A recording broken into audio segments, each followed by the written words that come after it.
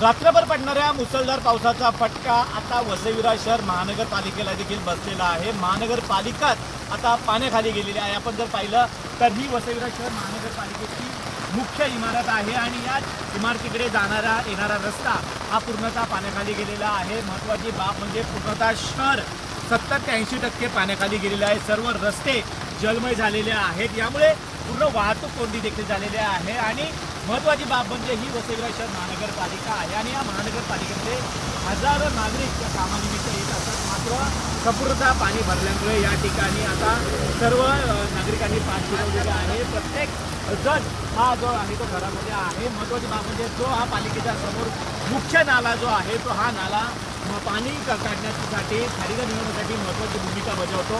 मात्र तोच नाला आता सध्याच्या घडीला ओव्हरफ्लो झालेला आहे आणि त्याचं पाणी जे आहे ते पूर्णतः रस्त्यावर आलेलं आहे। लक्ष्मणनगर असेल, पुष्पानगर असेल, विरार पश्चिम असेल, दत्तात्नगर असेल, गोविंद असेल, हा पूर्ण रस्ता जो आहे तो 10 ते 15 फीट पाण्याखाली गेलेला आहे।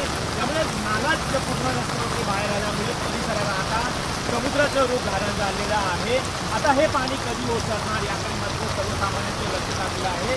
मात्र सध्यागत वसई विरारचं जनजीवन जे आहे ते विस्कळीत झालेले आहे आणि आज जर नाला पाहिला त्या नाल्यामध्ये देखील मोठ्या प्रमाणात कचरा जो आहे तो वाहून आलेला आहे आणि या ठिकाणी जमलेला आहे। यामुळे याच्यावर असं दृश्य स्पष्ट होत आहे की वसई विरार शहर महानगरपालिकेने जी नालेसफाईचा दावा केला होता त्या नालेसफाईच्या दाव्याची पोलपोल या नाल्यामधून होताना आपल्याला पाहायला मिळते। महाराष्ट्रातील सर्व बातम्यांचे विश्वासार्ह व्यासपीठ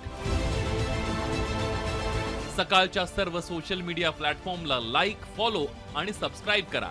तसंच सर्व नोटिफिकेशनसाठी बेल आयकॉन प्रेस करायला विसरू नका।